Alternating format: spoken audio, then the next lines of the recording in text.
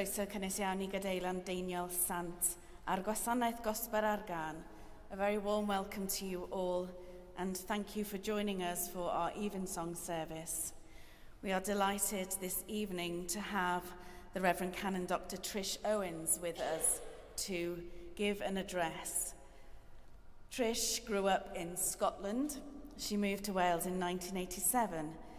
Until she retired from the NHS in 2015, she worked as a GP and university teacher at the Liverpool School of Medicine. She was ordained in 2007 and now serves in Offa Mission Area near Wrexham. So we will hear from Trish after our prayers, and then after our service, please do stay with us if you can for a panad and a chat. Yma'r sawl sy'n byw yn lloches o goruchaf ac yn aros yng nghysgod yr holl alluog.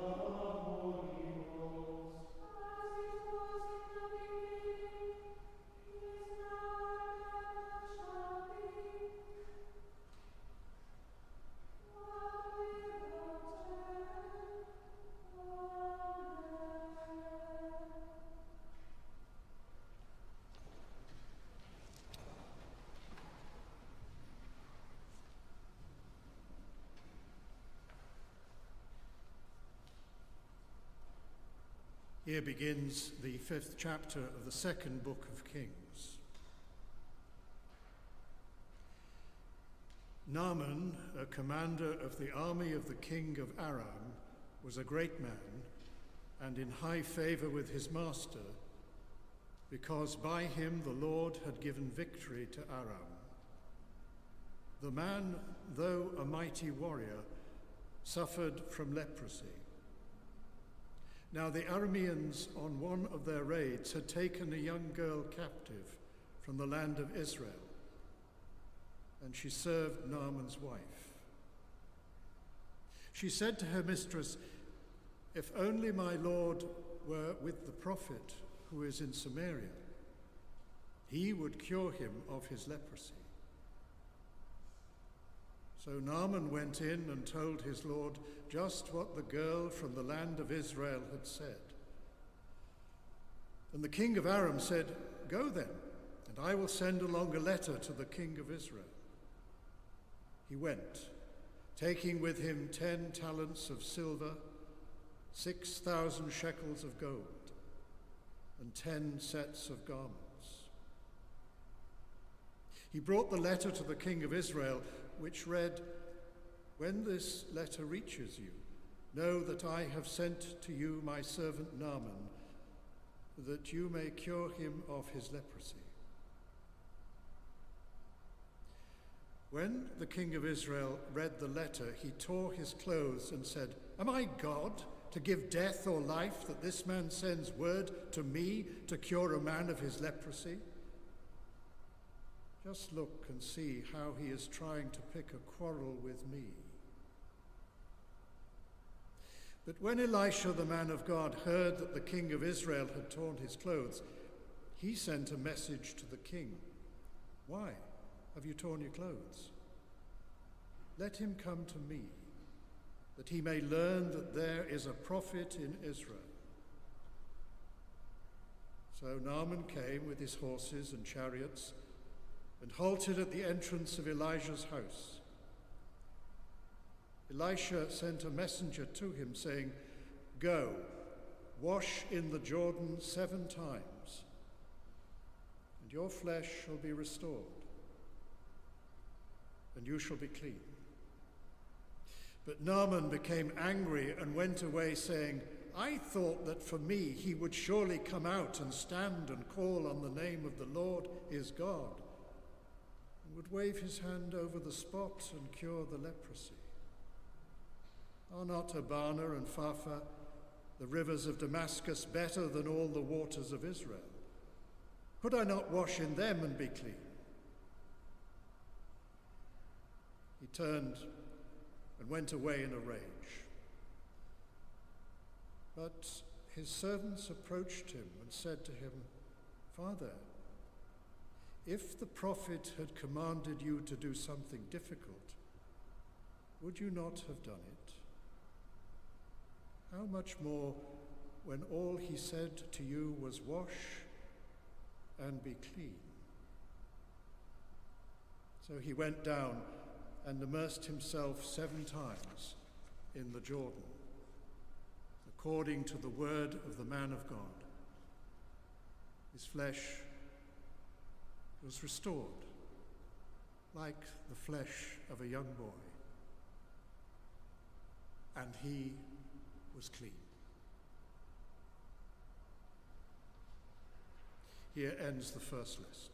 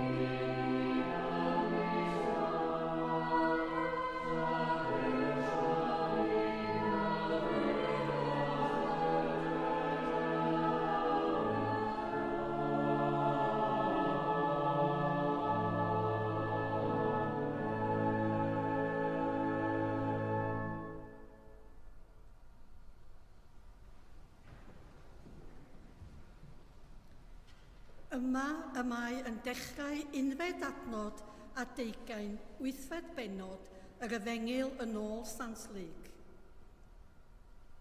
Dyma ddyn o'r enw Jairus yn dod ac roedd ef yn arweinydd yn y synagog.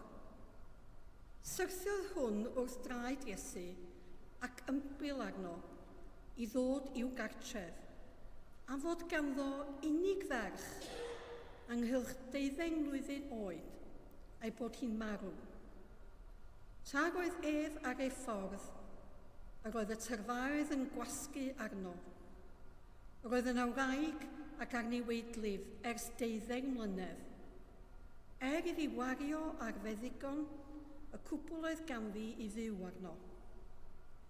Nid oedd wedi llwyddo i gael gwellhad gan neb. Daeth hon ato o'r tu ôl a chyffwrdd ac ymyl ei fantell. Ar unwaith, peidiodd llif ei gwaed hi, ac meddai Iesu, pwy gyffyrddodd a mi?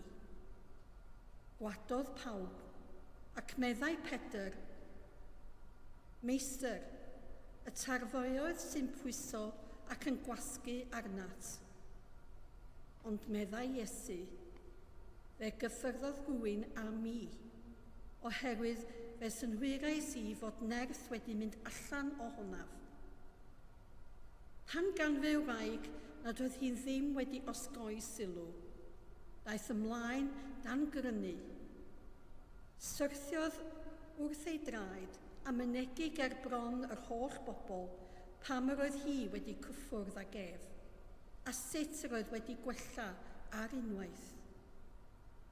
Ac meddai ef wrthi, fy merch, dy ffydd sydd wedi dy iachau di, dos mewn tangnefedd.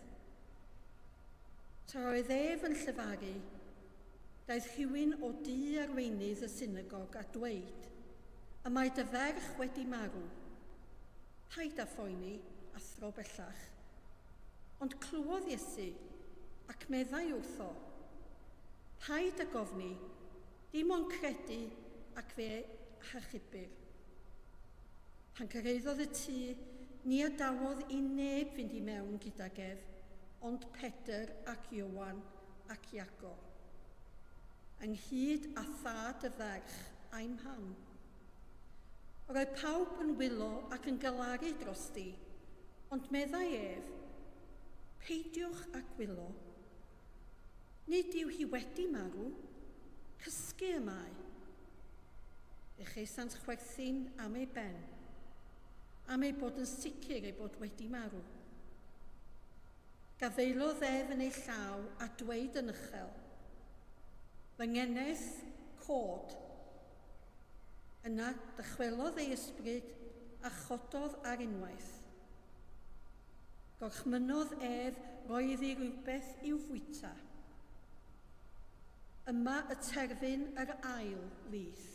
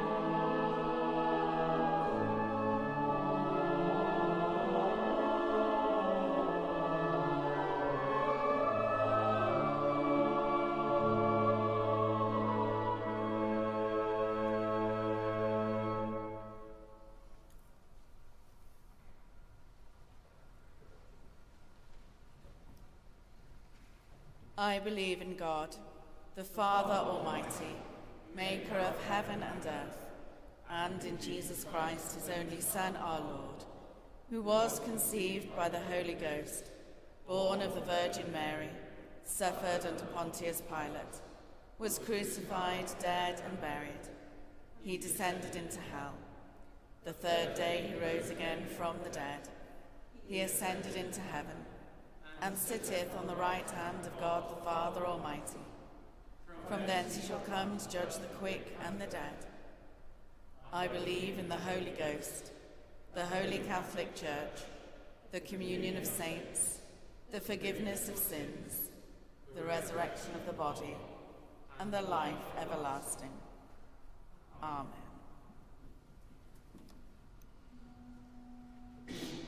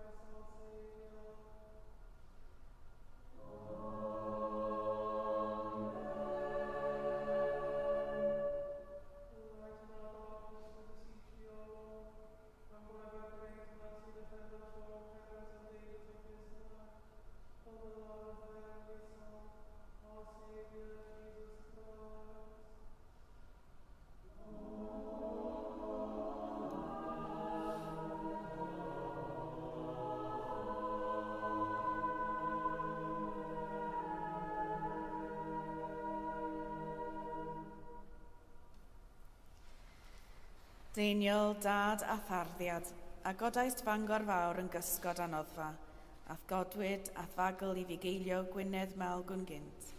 Cwyd i'r uchelfannau, weddiau eilwyd dy olynydd yn y fangre hon, fel y cyfyd gwawr ddydd, ffydd, gobaith a chariad yn ein calonnau'n fythol. Amen.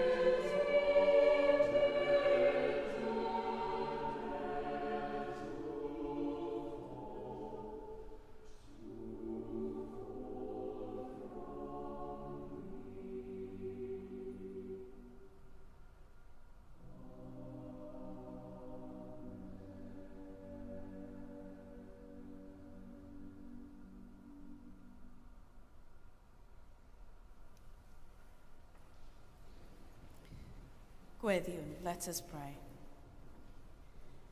Heavenly God, we come before you this eventide as we seek to know your will, pray for your people, and hand ourselves to your protection and care.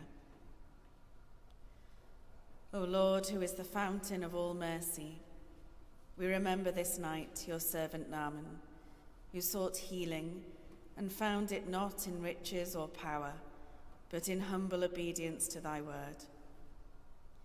Teach us to trust not in our own strength, but in thy boundless grace.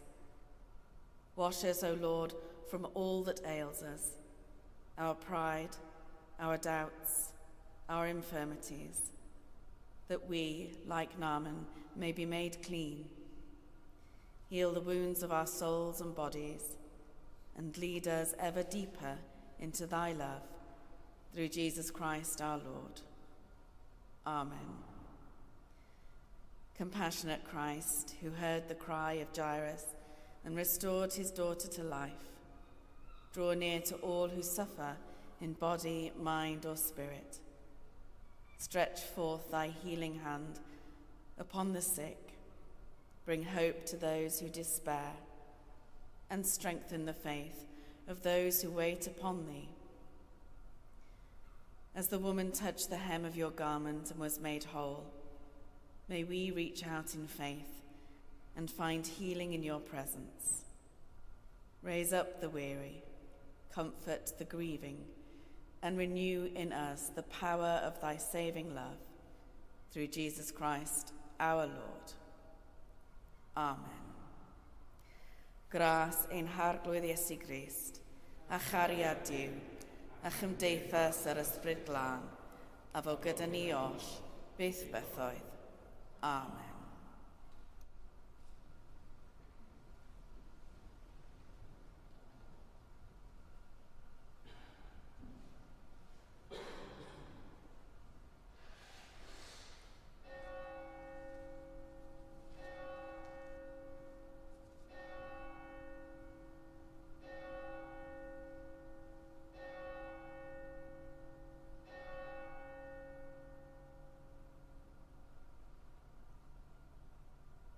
pray that I may speak and that you may hear, in the name of God, Creator, Redeemer, and Sustainer. Amen.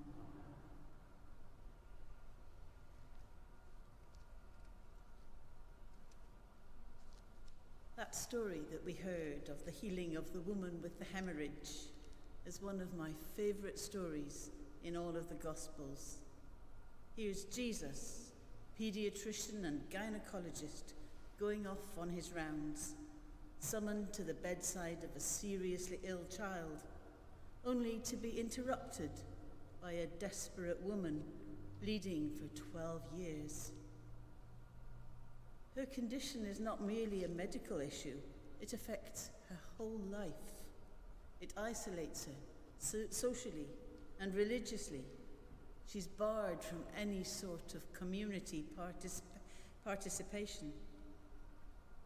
Her affliction is not just physical, but relational and spiritual. She is, in many ways, the embodiment of human brokenness. In the crowded street, this poor woman squeezes up behind Jesus and reaches out to touch the edge of his cloak. Jesus senses that power has gone out from him. All those people pressing around him, but Jesus is alert to that needy touch. He stops. He insists on finding out who it was that touched him.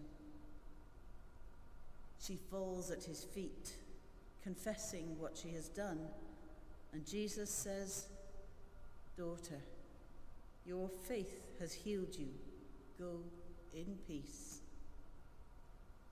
This is an act of restoration, an invitation back into the family of God. No longer is she an outcast defined by her illness. She is a beloved daughter. Her faith is what's made her well.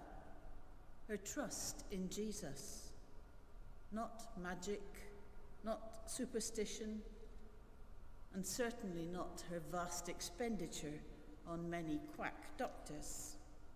Her trust was the vehicle of her healing, and Jesus sends her away, having been made whole in body and soul.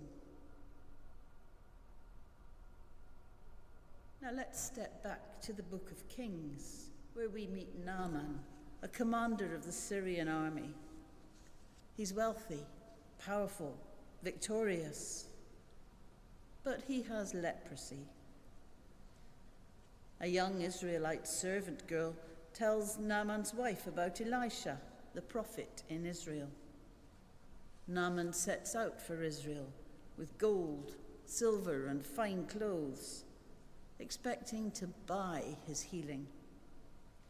But when he arrives, Elisha doesn't even meet him in person. Naaman is furious. He expected something grand, perhaps a dramatic prayer, a prophet waving his hands over him. But instead, he's told to wash in a muddy river. At first, he refuses, but his servants challenge him, and so Naaman humbles himself. He washes in the Jordan, and his flesh is restored like that of a young child. Throughout Scripture, we see a God who heals.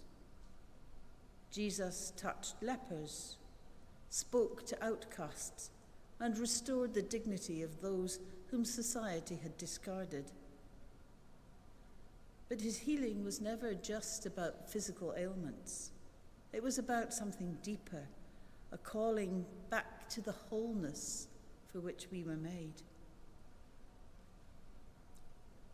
In my past life, I worked as a GP, and when I was in training, I used to think it would be a wonderful thing to have the gift of healing, to be able to lay hands on a patient and miraculously relieve their suffering. It took me a long time to learn that this put the focus in the wrong place.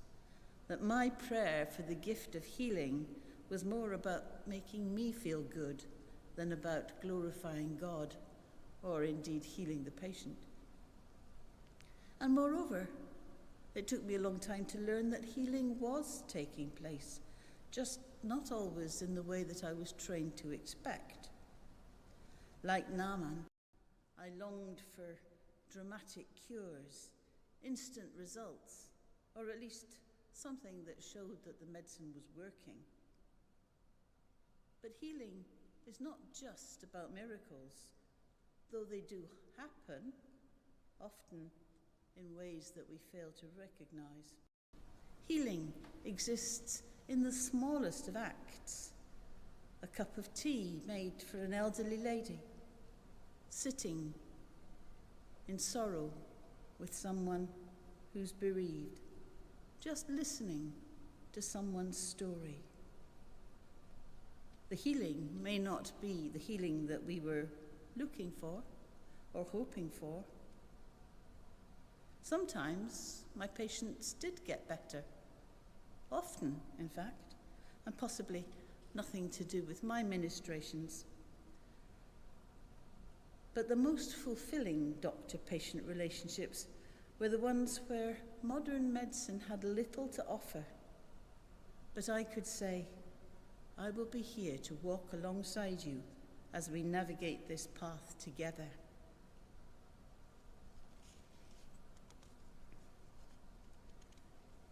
And you don't need any special medical training for that. Healing is about the slow, steady work of grace, shaping us into something more like Christ. It's about the mending of relationships, the restoration of hope, and the quiet faith that even the most broken among us are never beyond repair. I wonder if you've heard of kintsugi. It's the ancient Japanese art of repairing broken pottery, not by invisibly joining the fractured pieces, but by mending the breakage with lacquer mixed with gold or silver. Not disguising the flaw, but embracing it and treating the breakage and its repair as something to be celebrated. The world tells us that broken things are to be discarded, that once a cup is shattered, it is useless. But kintsugi defies this narrative, embracing brokenness not as a failure, but an opportunity for transformation. Wholeness doesn't mean perfection in the sense of being free from all suffering or weakness. To be whole is not to be without wounds, but to be open to God's grace within them. The resurrected Christ still carries the mark of the crucifixion. His wholeness is not the erasure of suffering, but its transformation. The Christian story has always been one of restoration. The marks of the cross were not erased, but transformed. No longer symbols of suffering, but of love triumphant. Like kintsugi, where the cracks are not hidden, but emphasized with gold. Jesus' scars remain in his glorified body, not as wounds of defeat, but as signs of love and redemption. We often live under the illusion of perfection. We curate our lives on social media, presenting an image of wholeness, hiding our flaws as if they were shameful. But when we come to Christ, he doesn't simply cover our brokenness with a facade of holiness. To be whole is not to be without wounds, but to have those wounds redeemed. If the gospel is about healing, then the church, at its best, is a field hospital for the weary. It's not a place for the perfect. There wouldn't be many of us here if that were the case. But for the broken, the grieving, the anxious, and the doubting. Healing happens in the sacraments, in the kindness of strangers who become friends, in the company of those who walk that weary path alongside us. There are times when we are like Naaman, resisting God's ways because they don't match our expectations. We want grand gestures, immediate results, but often God calls us to simple, humble obedience, like that of that suffering woman. Some wounds are not quickly healed, and some struggles remain with us for life. Our role in the church is not to pretend that suffering doesn't exist, but to bear witness to the fact that no suffering is beyond God's redemption. Healing isn't always about the removal of pain. It's about finding Christ in the midst of it. Healing comes when we trust in Jesus, not in our status, not in our strength, but in simple, persistent faith. So Christian wholeness is not about having it all together. It's about knowing that in Christ we are held together, even when we feel that we're falling apart. And in the end, that story of the woman with the hemorrhage is our story too. We're all in need of healing. We're all longing for wholeness. And Jesus, ever powerful, ever compassionate, speaks the same words to us today. Daughter, son, your faith has made you well. Go in peace. Amen.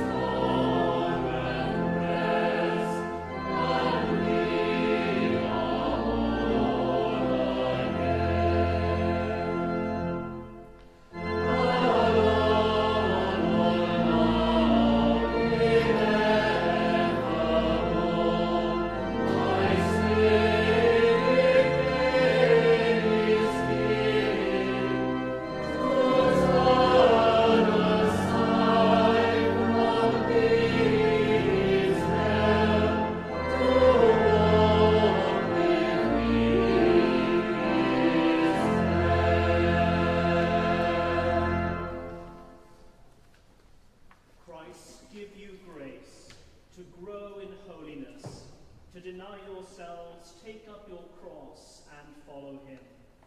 A bendith diw holl alluon, a tad, a mab, ar ysbryd glân, a fo yn eich byth ac y drigo gyda chwi yn wastad.